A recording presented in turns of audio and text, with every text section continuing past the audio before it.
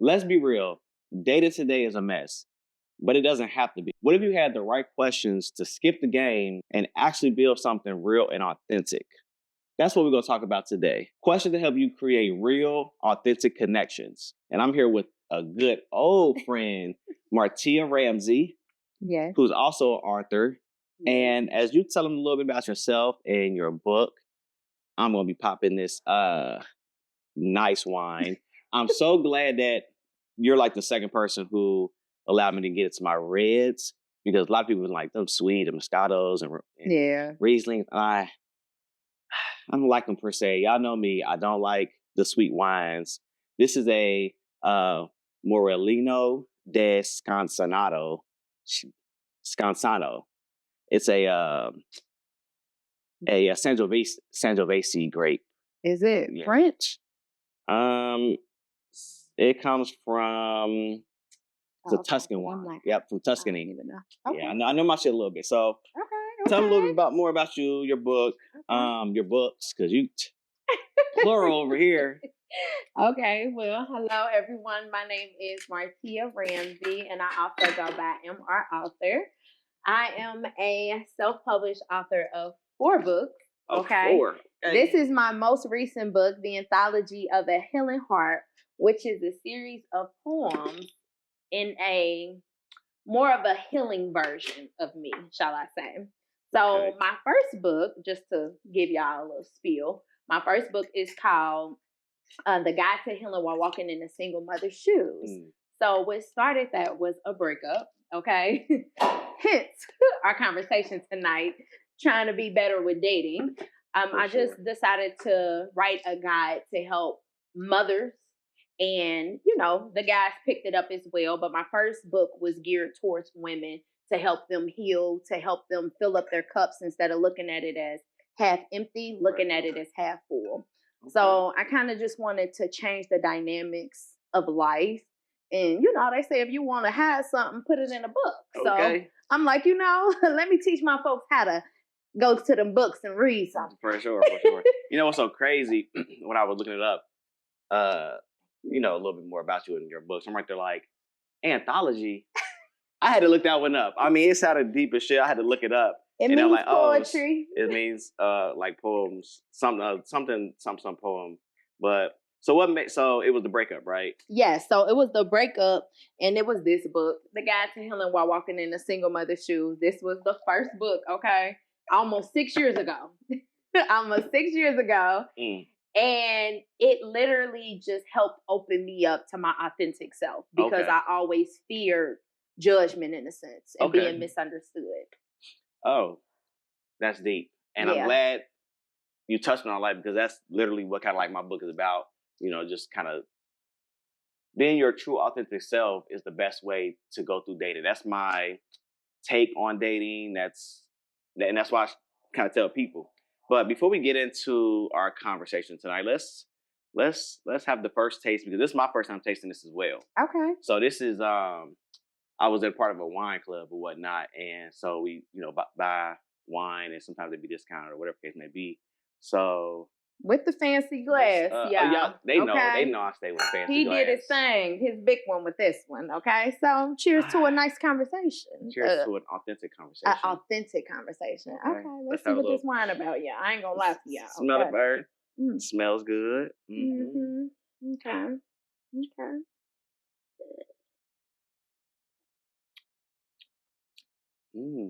Okay. It reminds me of like a Cabernet, in a sense.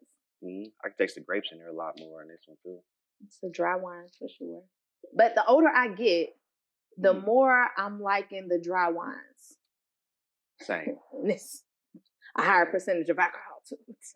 That part. What I'm realizing, so the last bottle I had with my friend Lee on here, it was a $97 bottle of Pinot Noir. Where's that at? Y'all drunk it all? Of course. We got, this is a $57 bottle. Oh. And I'm learning that, like, even with that one, I was like, this is the best Pinot I've had. More than likely, it's the highest costing bottle. But, like, it had, like, you could taste the fruit notes a little bit more. Mm-hmm. Same with this one. Like, you taste the fruit notes a little bit more. So maybe the higher, the more expensive the bottle, They say you age like fine wine. Mm-hmm. Okay, so it say what 2020. This is a 2020. That was a 2019. So it had some 5 years. 5 years to. Yeah. And y'all, I'm feeling it a little bit already. Already. That's crazy. I mean, but hey, it's what 13.5% alcohol. Yeah, it's the real deal. So y'all gonna have the authentic us because we on 13%. Okay. So, okay. Before I get to my starter question, which is how do you date, I want to talk about your reason for writing your book, because that after a breakup is what made me kind of go down the path of not necessarily finding my true authentic self, but like learning more about my true authentic self. Okay. Which also made me kind of write this book, because like also my trials and tribulations, like this is the guide for me going forward, and also as I was writing that for others to go forward as well. So you broke up, it was a bad one, and what made you be like, I'm about to write this book? So okay, and you can elaborate if you want to, because I remember running to you at the gym. Yeah. So it's gonna make sense. So I remember running to you in the gym, and you had just got out of a relationship, right? Mm-hmm. But then, later last year, you got into another relationship. Right. So that kind of was mine. That's what happened to me. So I was in a relationship, a 5-year relationship. We broke up. Then like a month or two, I found someone else that I already previously knew. We hit it off. It was amazing. Everything was amazing. It felt like it was too good to be true. Right. So coming from a survival mind frame, coming from, just getting what was available to me instead of what I truly desired, I didn't know how to receive that love. Uh-huh. So somehow I was like just kind of waiting for that other shoe to drop. So what do you do in those type of situations? You self-sabotage it. Yeah. Because you don't feel good enough for it, because you're like, wait, well, this person did this. And so what you doing? When this going to happen? Yeah. Okay. So it kind of ended up going like that. And it was fresh for both of us, was both out of a fresh like 4 to 5 year relationship. So it kind of went too fast. And we both had like 2 and 3 year olds. So both our kids were the same age. They were like turning 3. So it was just like so much going on. So when we broke up, it's like I lost friends. I went through like a spiritual awakening where I cut off the world, deleted my social media. And I was like, you know what? He always gave me this advice and told me I was a great mom. He's like, you need to write a book. My mom always told me that, but I always thought it was impossible. Okay, everything, you got to really take heed to it, because it's possible if you really take time and really think about it and, do it. So I'm like, I respected him so much, because I'm like, eventually we're going to get back together. That was my mind frame. So I'm like, you know what? For the time being, I'm going to just stop having sex. I'm going to stop dating. I'm going to work on me. Right. So I started out doing a memoir, but it was too invasive for me. That's cool. Okay, go ahead. So I'm like, I can't do it. I have to do something else. So I wrote down all these titles, did my research, and I'm like, I'm going to do a guide, because of the best compliment and the most frequent compliment I get is, you are an amazing mom. So I'm like, let me give people the blueprint to being a mom, since I've been doing it for so long, and I have the best of both worlds, a son and a daughter. So boom, that's what did it. So it was like, it wasn't that it was a bad breakup. It's just the fact that it was a breakup that really affected me, where I knew that I had played a part in sabotaging it, because of my past relationships didn't make me feel worthy of true love, of actually being treated good. I mean, when I tell you he bought me flowers for no reason, got my hair done, I mean, rubbed my feet, bought me cars when I'm arguing with my baby daddy or whatever the case may be, he showed up for me. He said, oh, you beautiful, you don't need that. Took me on trips, did whatever. And I never had that. I always had to be the initiator. Right. And for me to be the receiver for once, it's like, wait. Right. Is this a trick? Is this a game? Right. And so it led me to find my authentic self. It led me to stop silencing myself and protecting other people and their image when it comes to showing up as a parent. So it's like, let me show y'all how I have to be truthful with myself. And it's not to bash anyone, because that's what I was afraid of doing. Like, well, if I tell my story, it's going to expose other people. But I had to remember that I matter the most, and maybe those people should have treated me better. That part. So that started it all. Next thing you know, I started doing motivational videos. I did a photo shoot, and I made a video about being still. I got so many views. At that point, it was like 100. That was a lot back then on Instagram. Took me there, and I just started talking. And the crazy thing is, before that, I was talking in the car by myself all the time instead of calling a friend. Right. So I told myself, I'm done giving advice. I'm going to write it in the book. So I could say, turn to page 15 and read that. And that's how I started. But that's our stories are dang near identical, minus the self-sabotaging thing. So when we had seen each other, I just broke up with somebody who I thought was going to be my person. Who I thought you were living together. And we was living together and whatnot. But that made me start writing my memoir. So my next book is The Memoirs of a Confused Man, the Diary of Adam Delane. So with that what led me down to like I said, this path of being more authentic and just finding like my faults in relationships. Like, what am I doing wrong? Not in the sense of like me just being a bad man or whatever it may be, but things I come done differently, or could I've spotted something differently before I even got to where it needed to be. Do I date too quick? Do I fantasize about someone before I even get to know them? And So that made me write the memoir. But then as I was writing that and discovering more about myself and all that one stuff, that's what made me start writing the guide. Because I'm like, this I need to put into a guide. Like, I think that people, and of course seeing social media stuff, like, let me put this into a guide. Because I think if people just find their true authentic selves, it makes it so much easier to date other people. It makes it easier to date, whether it's like find out this person isn't for me sooner, or me and this person have an actual relationship and it's not lust. It's not we just think each other are attractive, so let's give it a try. Like, really finding their authentic selves. Mm-hmm.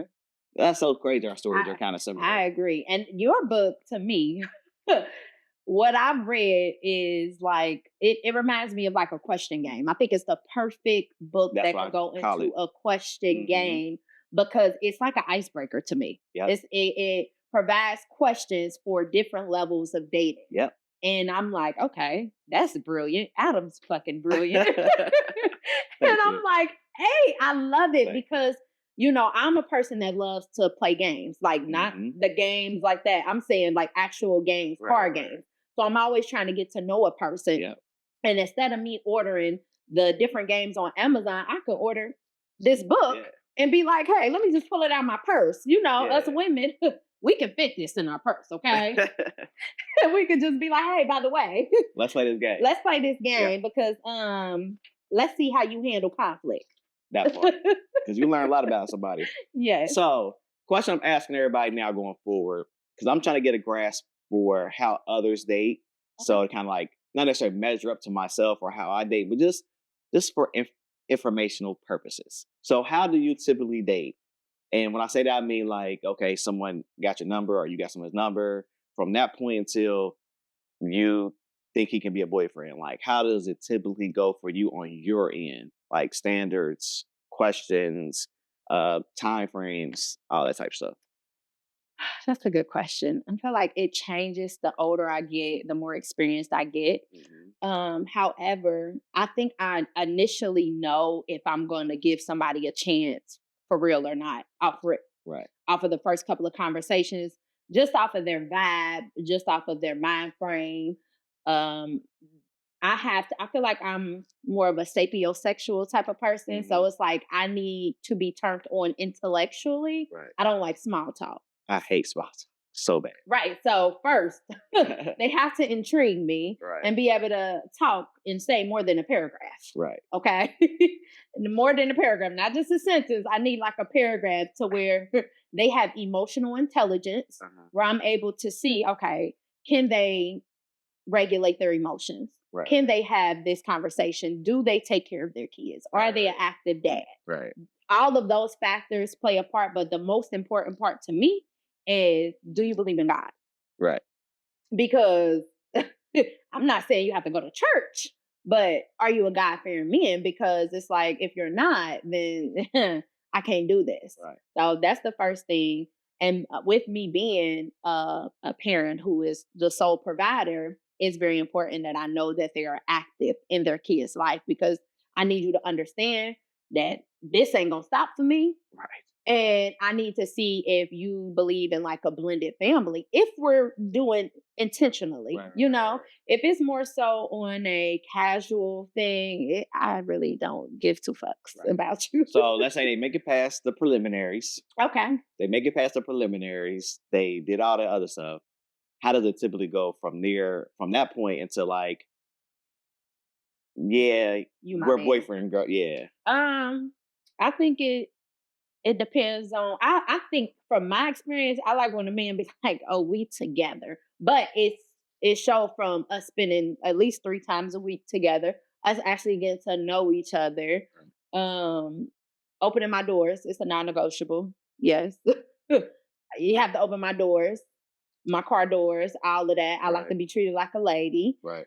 Even pull my chair out. Like I believe in princess treatment at this age, so that's not negotiable. Because my friend T gonna get on my ass if I don't correct you. That's not called princess treatment. That's being called just treated like a woman. See, but remember where I said I came princess from. Fucking treatment. But remember where I said I came from. Right. The men who did just enough. Yeah. To be with me. So you have to think, now I gotta stand on business. So there we go. So what I heard is how I date is like I stand on business. I demand to be treated like a woman. I just to be treated like a certain way. And then if they do that, then we progress forward and stuff like that. So you don't have any I don't know, standards, tests, any other thing. Like it sounds like you go with the flow, but you just have you just stand on your business, but you kind of go with the flow. Yeah, because in the past, I feel like I rushed things too much. I rushed it. I'm an Aries, so that instant gratification, is real big for me. So I had to learn to slow down and actually give people time to show me who they are, instead of me creating this big image of who I wanted them to be based on the little couple of things they did. Right. So it's like a lot of the times we think that we have to cut people off, but a lot of the times we really need to just reposition them and say, okay, this person is for me to date casually. This person is husband material. This person is just meant to be my friend. Right. But we jump the gun and be like, oh, he opened my door and oh my God, I'm in love. It don't even be that. Homie just trying to smash. I felt attacked. Hold on. I felt attacked. Because that's literally how I be like I like little succulents, cactuses and stuff like that. So like she'd give me a plan with like, oh, she must love, this must be my person, God, this is my person. Like they spoke my love language, like so. Yeah, you just get on the ground running, like, oh yes, then you cut off everybody, and then 2 months go past, you ain't even got them no more. Then you like, hey, I'm sorry, hey, you want to go on a date again? Hey, big head.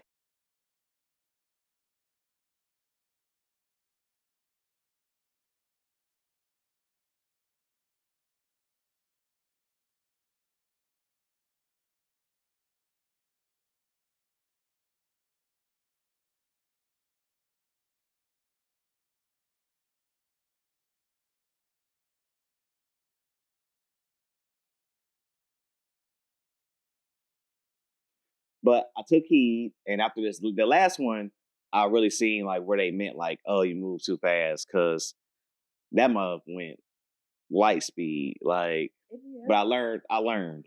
But maybe perhaps it's not necessarily going too fast in that perspective of enjoying the ride. I think it's more so going too fast and sharing it with the world.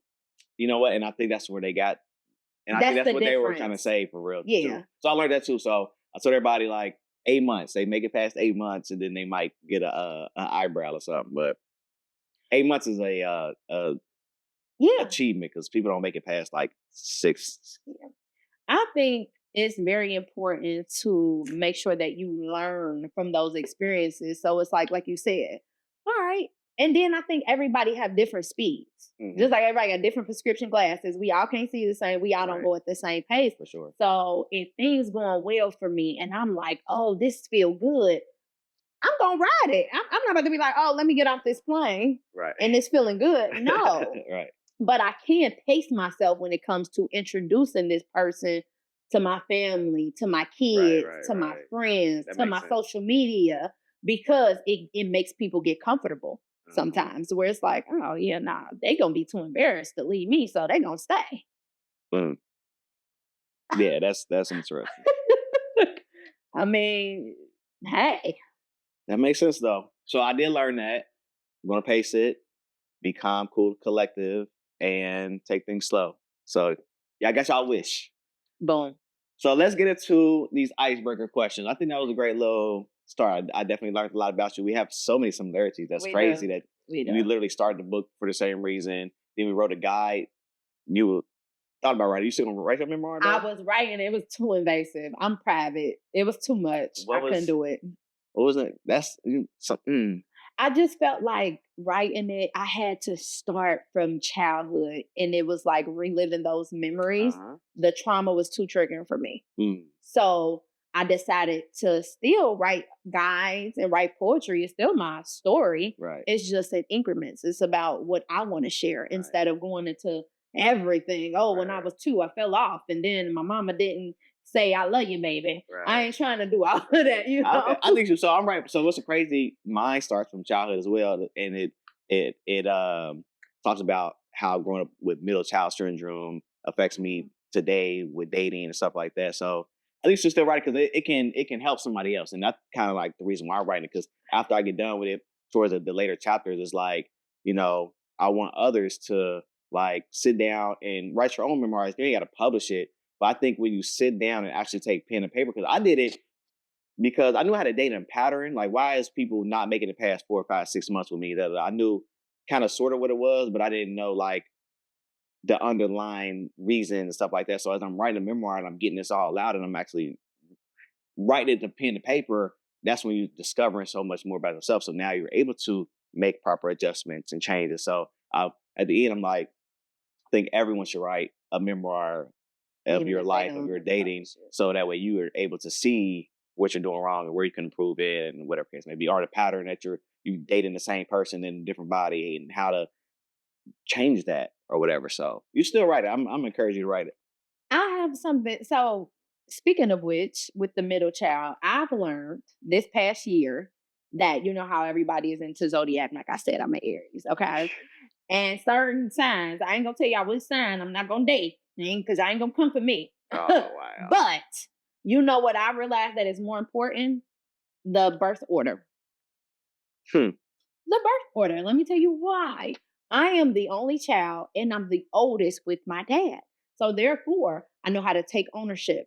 I know how to lead. I know how to initiate things. So when I date men who are the youngest, babies, or the only boy, they tend to have temper tantrums. I can see the connection there.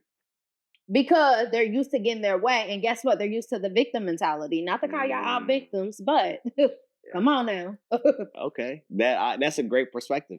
So you have to consider that when dating, because your birth order matters. It doesn't mean that I can't date someone who's the youngest. It just means I need to be more patient with someone who is the youngest. That part. So I can't expect them to just get over things, because I had to always just move through life. I had to go to school even when I didn't know anyone. I had to learn new things on my own because I was literally the only child. But a person who is a baby is used to getting their way. Oh, that makes so much sense. And that's going to be a snippet right there. I think that's going to be the one right there. That's a good one. So let's go into the little icebreaker questions real quick. Let's see here. What's a small thing a guy can do that instantly impresses you? I'm going to sit while you other, because I'm going to give me a guest that really drink, because they be having me up here drinking by myself. First of all, I'm on glass number 2 right now. No comment, because I'm not even going to say what I got to say. And I've been drinking, okay? But I would say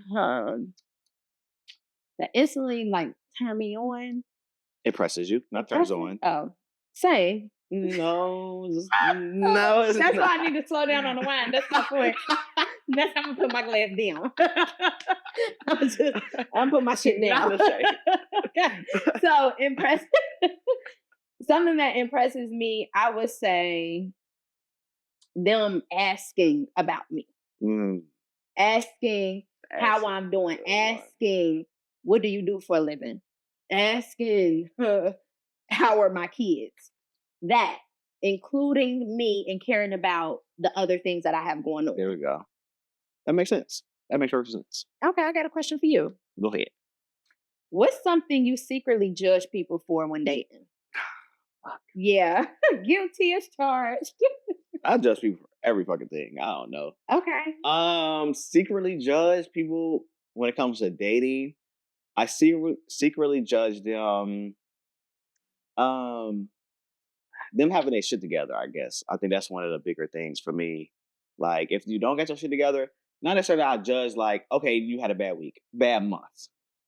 We all have bad weeks, bad months, but like, so you just haven't had a car in like 8 months.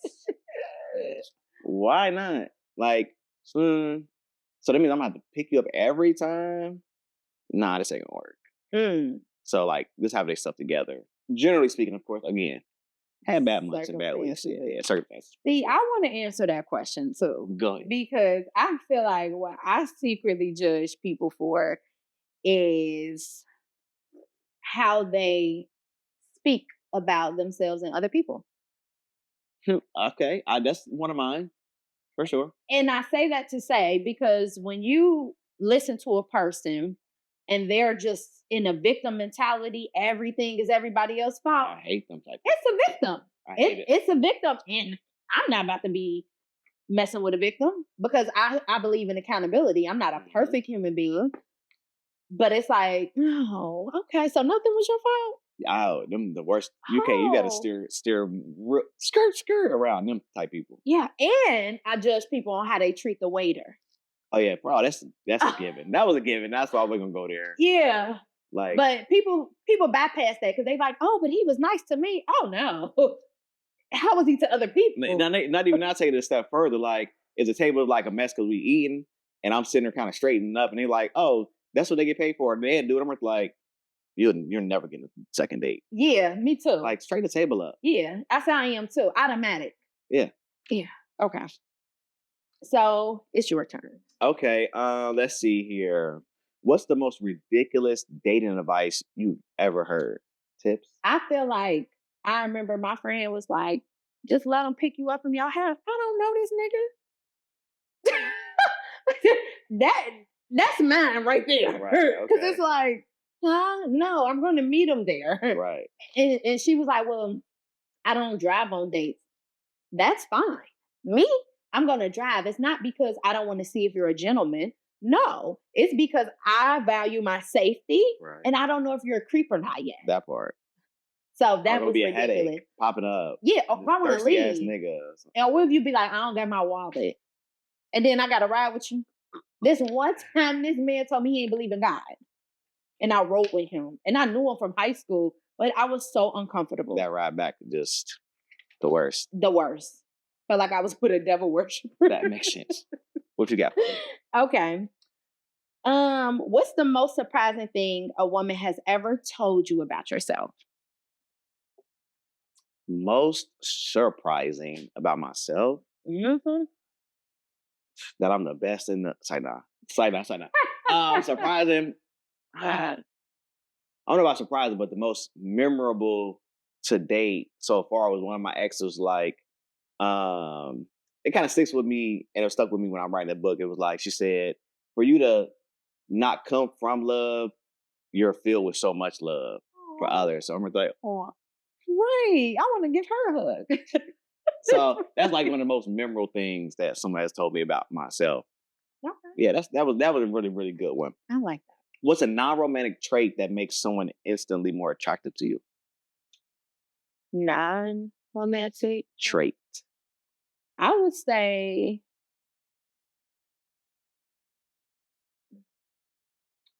I want to say consistency, but I have mixed feelings about consistency. Why? Because somebody can be consistent but annoying.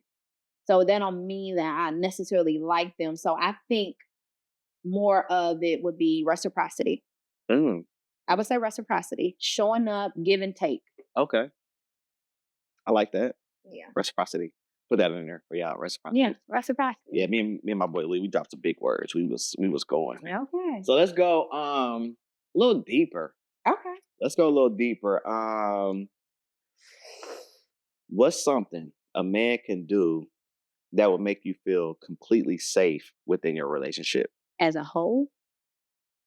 Like, can you elaborate? Well, so I will go there next with like, what does safety look like to you in a relationship?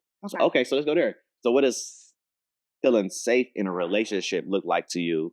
And what can a man do to make you feel that way? Okay. Now that I have regulated my emotions, shall I say, I feel like safety to me feels like feeling confident and secure in my relationship, meaning I can depend on this person. I don't have to guess how they feel about me. I feel comfortable in being myself, not having to pretend to be this way. I feel like when it comes to being, high functioning, low functioning, I can be both hybrid in a sense of, okay, I'm high functioning for the most part. I know how to regulate my emotions. I come at you with respect, but can this person still love me when I become low functioning and I'm triggered by my trauma? Okay. So I feel like being safe to me is them accepting me in all facets of life. When I'm the happy Martia, but what about the Martia who needs love sometimes? Right. Which doesn't happen often, but I still have those moments. Right. So it's like, can I feel safe in that? Can I depend on you? Because it's not more so of a financial thing for me. Mine is more so I've never felt safe emotionally to where I can depend on this person to be in my life to where I feel like this love isn't wasted. There we go. That makes sense. All right. So how do you define loyalty in a relationship? Loyalty to me, I think loyalty and trust kind of go hand in hand in a sense. Loyalty means you're gonna be there, you're gonna do what you say, mean what you say, you're gonna have my back. You're going to correct me when I'm wrong, but also acknowledge when I'm right and when you're wrong. So loyalty, I think it goes like hand in hand with trust for me. That's how I like it because I'm loyal. So like I don't do no sneak texting, like even with that like sneak texting, sneaking, geeking around on social media. Got to incorporate social media now into the dating world and dating scenario. So so just being loyal, just like literally all the way around the board. All the way around the board, like no BSing around. Same. It's like we said we doing this what we doing until we ain't doing it no more. Until we say we're not doing this no more. And then that's when you can question me. But while we doing it, you ain't got no question. That part. Okay. All right, so I got you. This is a good one. Okay. And it kind of you kind of said something about it a second ago. How do you when you're talking about this person is just a husband material, this one just dating casually. So how do you personally differentiate between attraction and genuine compatibility? Because I think a lot of people get into this thing like they just because we're attracted to somebody, like, oh, let's try dating them. Oh, we should date. When that's not always the case. Like sometimes you can be attracted to somebody and they supposed to be a bestie. You can be attracted to somebody and they supposed to teach you something about business. Like you ain't gotta always date. So how do you differentiate attraction and just genuine connection? See, now I love me a fine man, okay, for sure. However, that's not what gets me. That's like initial, like, oh, he fine, but again, his mindset. Okay. Can I have a full live conversation with this man? And is he able to process his emotions, talk to me about his trauma, talk to me about anything really? That's really it, honestly. Okay. Because it's like I can be attracted to your face, but then you dumber than a box of rocks. So you gotta communicate. That's why communication and asking the right questions is important to get to know somebody. We intellectual, so it's like it's gonna take more to kind of get us in. Like, yeah, you look good, but what else? But what else? What else? Because I had this relationship, Adam, and he was like, you be getting too deep. Well, it's so funny you said it, because at the end of one of the chapters, I'll say something right there where I said, now if you're asking these questions to somebody and they're like, ask something else, like, I don't want to talk about that, or what does reciprocity mean? Like, you might want to leave them alone. That's how you use the book to, like, I'm cool on him because he ain't. They don't have emotional intelligence, and a lot of people think that's just so common, but when trauma is involved, a lot of people suppress their emotions and they want to be cool. But I don't want a nonchalant man. I want you to chalant. Okay. Okay. Okay. Chalant over me. Chalant the fuck over here. That's funny as fuck. We say nonchalant so much. I mean, nonchalant is like just being calm, cool, and collected. So I'm like, they're like, what does chalant mean? Like, I ain't never thought about the opposite of nonchalant. Chalant is nonchalant. That's because crazy. Y'all have to think, when a person is nonchalant, they don't give a fuck. They unbothered. They're unfazed. Mm-hmm. They don't have no type of emotional reaction. I want my man to chalant about me, okay? I want him to be like, damn, baby, I miss you.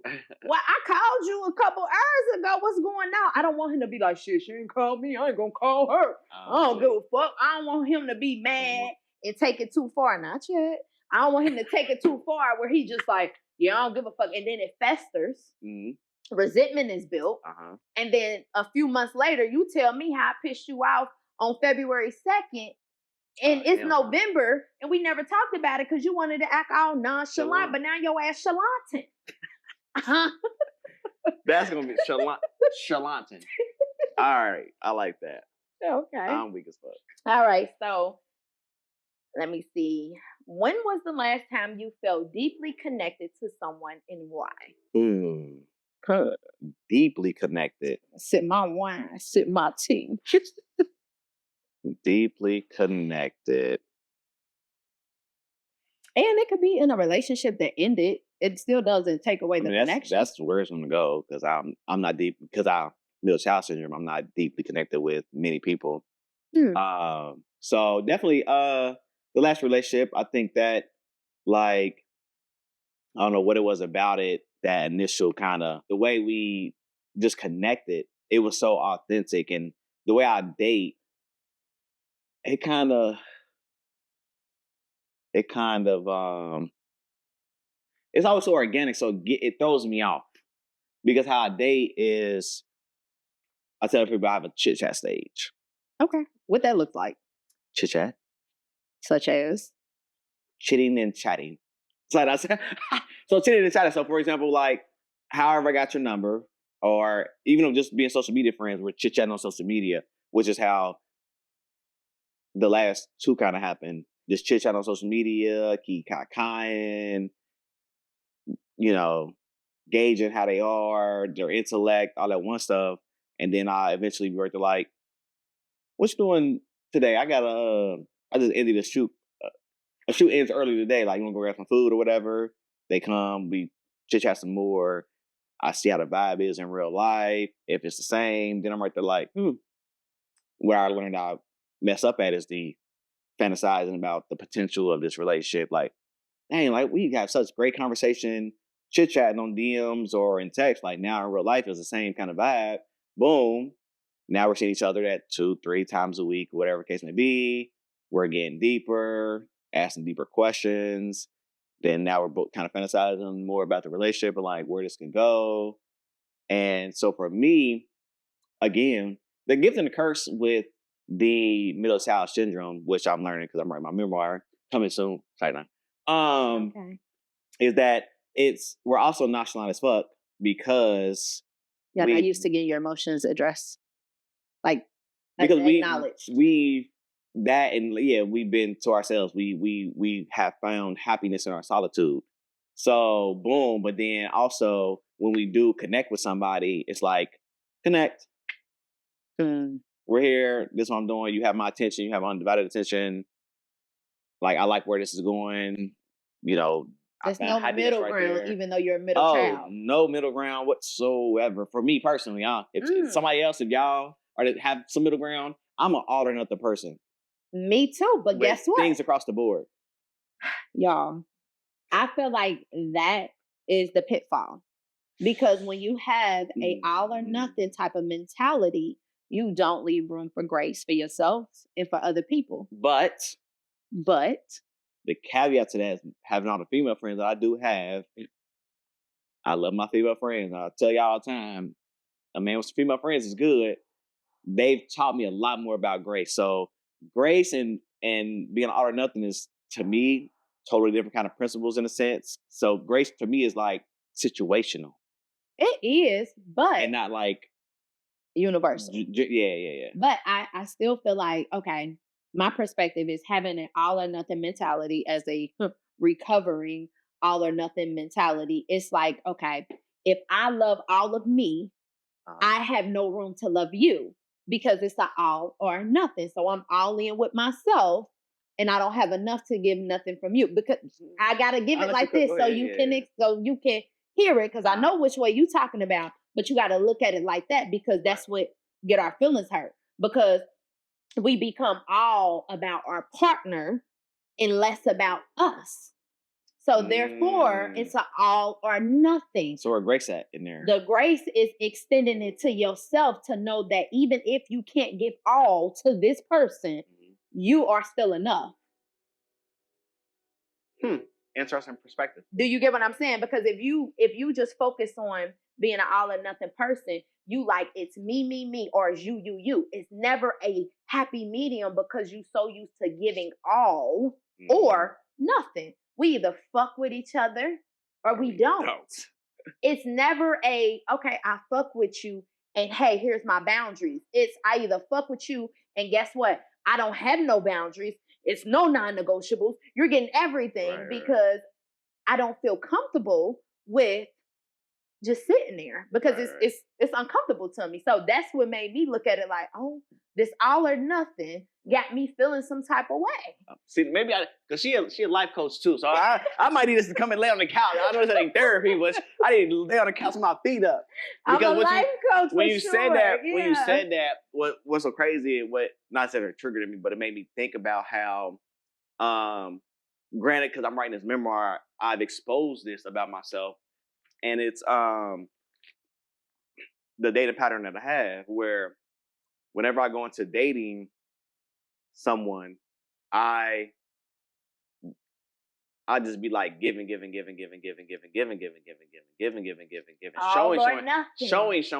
I call it showing I'm a good man, showing I'm chivalrous, showing I'm blah blah blah, showing, and giving, I guess, as well. And then it gets to a point down the line, months down the line, where I'm right like, wait a second, and you don't give nothing no more. I haven't been receiving. My cup is not running over. No. I need to pull back because I'm doing too much now at this fucking point and not receiving shit. Old me used to just do that and just pull back and not give nothing and be like, I'm gonna wait. And then if they don't do nothing, then I'm gone. New me has communicated. Giving grace. This is what I'm lacking. I don't feel like you're doing blah, blah. These are my love languages. I'm not feeling that my cup is getting full and, I'm pouring into you, da, da, da. And then we have a dialogue about it and see if things change. Yeah. So you consider that giving grace? Yes, because that is giving grace. Yeah, it's giving grace. That makes sense. Because when you have the all or nothing mentality, what I have learned is when you have this all or nothing mentality, you're basically saying it's my way or the highway. Mm-hmm. So whatever Adam wants, if I want to give you everything, here. But the moment that you don't give me what I need, you can't have my love no more. Yeah. It's all or nothing. So we have to kind of eliminate that type of thinking, right? Because it doesn't get us nowhere. Because in order for a relationship to work, we're supposed to give 100, not 50-50. For sure. It's supposed to be 100. Yeah. But if you're giving 100 and 100 and 100 and 100, and this person ain't giving nothing, eventually you're gonna be a nothing person. Yeah. Because you done overgave everything. But if you have that mentality where you balance it out. and you don't have an all or nothing, you're not giving all, you're giving enough. Bars on there. Okay, bars. Okay. So yeah, so that's definitely what I did learn about myself. So going forward, definitely, even with this last relationship, like that was a relationship before that one where I seen you at the gym. That was where after that one where I realized I had this pattern where I give so much up front. I call it showing all of my cards up front and then not getting nothing pour back. So then the next one after that, I kind of scaled back a little bit more and made sure that this was reciprocated around. Yeah, it's reciprocity. You be looking for it, like, wait, did I text too much? Did they text me back? Yeah. Because you don't want to do too much. Okay, that was a great one right there. Is it on me or is it on you? I think it's on you because that was me asking you when the last time you felt deeply connected. Okay, that's right. So, if you had to teach men one thing about women that would make dating easier, what would it be? That's a good one. I feel like we don't always want you to fix our problems. We want you to listen. So when we come home from work and say, Patty pissed me off, she did this and that, and you say, well, you need to just tell Patty about herself. Right? Because they're logical. Yeah. You're going to say a way to fix it, right?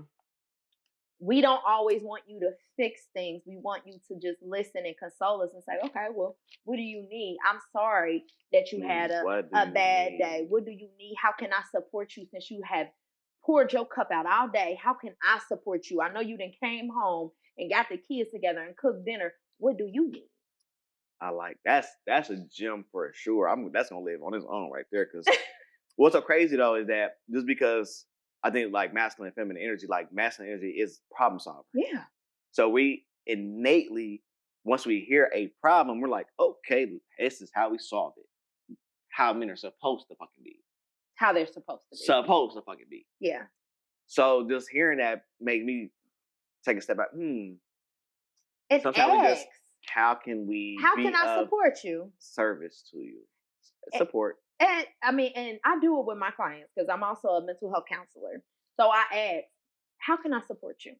Because I'm a woman. So I know, how can I support you? They may say nothing. Because sometimes we just want to be heard. We just want to see, am I fucking tripping? Do Patty really got me fucked up? Right. Or, or am I just in my feelings? But can y'all accept if you like, you're kind of tripping right there. That wasn't that serious that Patty did that. But again, if you're emotionally intelligent, that's not what we want to hear in the moment. If we're having a bad day, we just want you to listen and say, how can I support you without judgment? I'm going to use that. Next little shorty I'll start talking to them, or they're like, damn, that's how your day went. How can I make it better? How can I support you? Hey, I'm going to use that one. I'm going to use that one. I better get a follow-up That's for that. That's a gem right there. Author. I better get a follow-up for that one. I like that one. Men, I'm telling you, it's going to enhance your whole life. Oh, it's all right. I can envision it. All right. I can't show close up, but I'm getting goosebumps just thinking about, like, that's really a good ass fucking, how can I support you? Like, how can I support you in this moment? What do you need from me? That's game changing right there. Boom. You just dropped it. Sorry. One last one. One last one. Then we're gonna go to the the quick fire round. All right, what you got for me? What's one thing you wish women were more patient about in dating? Yeah. More patient about? Yeah. I can only imagine what he's gonna say, y'all. Because also, you know how some red wines you're supposed to like let them breathe. Oh no, you're a wine connoisseur. I wouldn't say connoisseur because that's like upper echelon, but I do know a lot about wine. But you're supposed to let red wine breathe, or put like in a decanter. I have a nice fancy decanter, but it basically gets all like the sediments or gases or other shit out of it. Is that what that is? Yeah, you're supposed to just let it sit out and breathe or put it in a decanter, but this accelerates the process. It's nerdy shit. I link it somewhere, but I like nerdy wine stuff. Sorry. Oh, yeah. I just pour it in a glass and pop it. Now, you'll taste the difference. For example, if you pour it in a glass and taste it right then and there, or you wait an hour, like come home, pour it in a glass, take your shower, do your thing, do an hour or two, and then taste it. I'm telling you, it tastes better. It tastes better. All right. Ask the question again because I forgot because we were talking about wine. What's one thing you wish women were more patient about in dating? More patient about?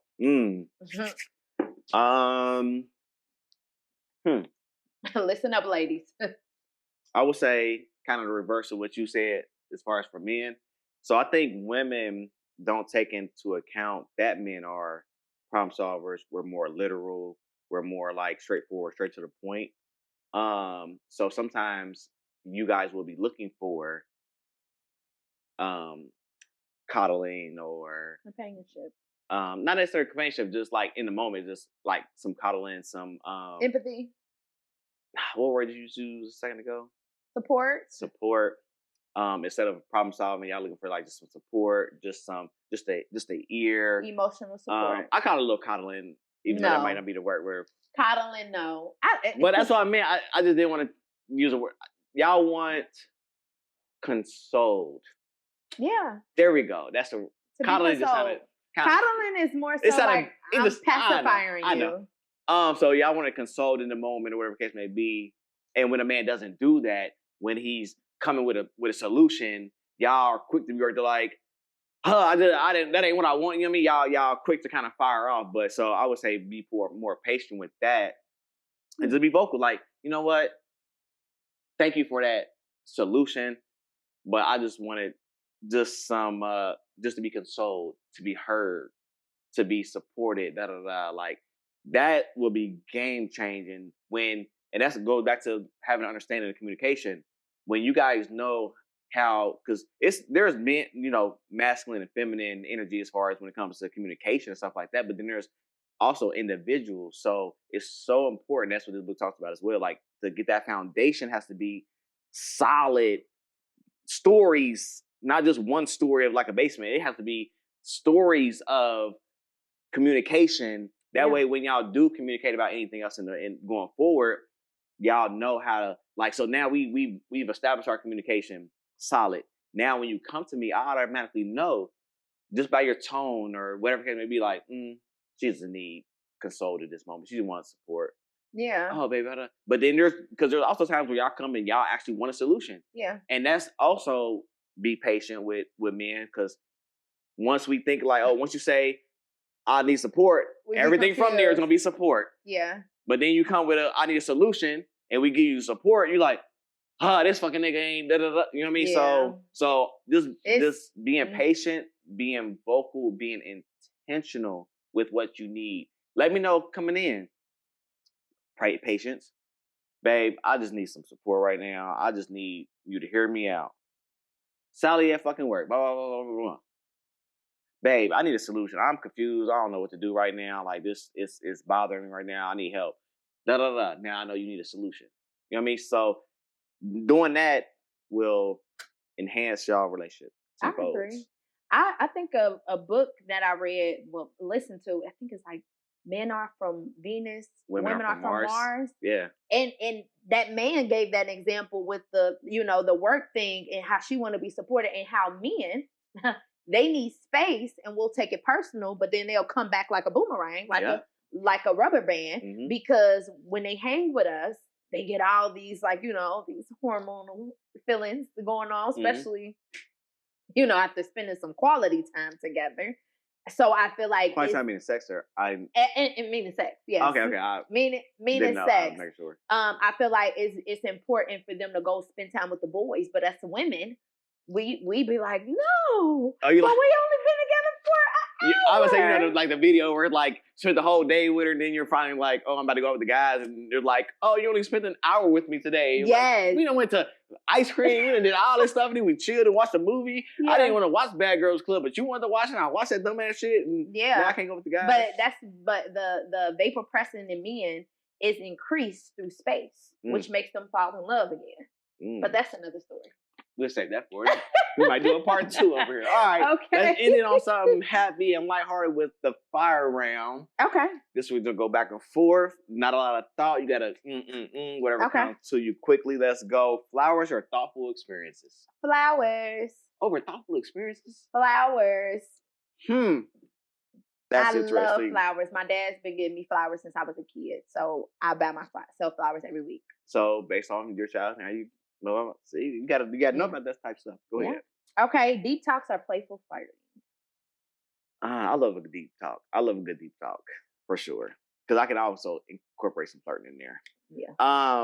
A theme date night or a casual hangout? Theme. Okay. Theme date night for sure. Put some thought into my shit. Mystery or full transparency early on? Full transparency. I hate it. I gotta figure you out. Right. Think through. Yeah. Weekend festival or intimate dinner party? Weekend festival. Yeah. Okay. I'm more of a fun girl. One word text replies, annoying or no big deal? That's so situational. Sheesh. I would say slight issue. Okay. Because then you that it can come off dismissive and I don't like just it. Generally speaking, no. I'm a literal person, so I need context a full as well. sentence. Yeah, give me full sentence. A full sentence. Yeah. Well, there y'all have it. Another successful sit down. I learned some stuff. Yes. About women. I'm definitely gonna take that to heart. I cannot wait to use the. How can I support you, baby? And y'all know me. I'm so anime. I'm out here with. How can I support you, baby? I'm gonna do the light skin face and everything. How can I support you, baby? Like, what you need from me right now in this moment? I cannot wait to use that. Yeah. I appreciate you. Y'all go get her book. I'm definitely gonna link it in the description. Yes. Make sure y'all follow her. Yes. MR author. MR_author_. Okay. Instagram, right. TikTok, Facebook, Life Coach MR author. All right. And we out. All right. Cheers. This was nice. Yeah, it was.